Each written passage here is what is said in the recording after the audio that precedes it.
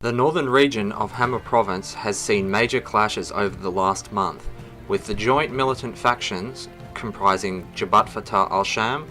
Jund al-Aqsa, Ara al-Sham and the so-called Free Syrian Army launching a rather unexpected offensive in this target sector during the closing days of August, with the hope of relieving pressure on the Jaish al-Fatah operations room in Aleppo.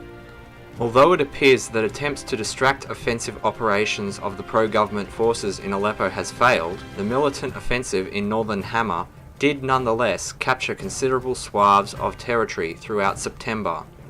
However, if events of the last few days are anything to go by, the Syrian Arab Army and its loyalist allies may finally be recovering from the initial blows of terrorist operations in the area. It seems that the 7th of October was a critical point for the pro-government forces. Their front line to the northeast of Hama city was dangerously elongated, and over the night of the 7th to the 8th, the Syrian Arab Army appears to have withdrawn south from highly exposed positions around Abu Daleh. Though this may have been so, the 8th nonetheless witnessed a counter-offensive by the loyalist forces, which helped recapture a string of towns and villages, the most strategic of which could be identified as the crossroads town of Tulisiyah,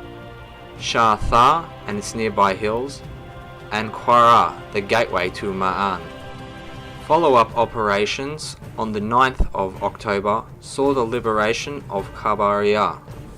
whilst on the 10th of October the fortress village of Ma'an was recaptured, signalling what appears to be a shift in strategic initiative holding away from the jihadists and towards the loyalist alliance.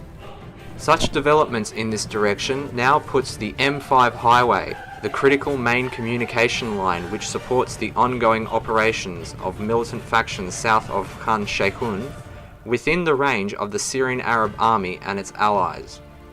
If either fire control or physical control of the road is achieved by the loyalist forces, this would gravely threaten the terrorist formations operating in the area of Ma'adis,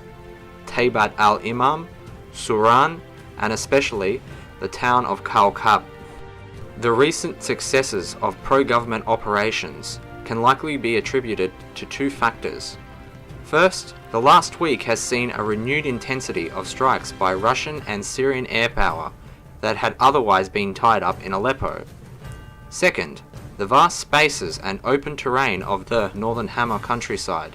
allows for the full exploitation of mechanized maneuver warfare, an area in which the Syrian Arab Army has demonstrated that it excels.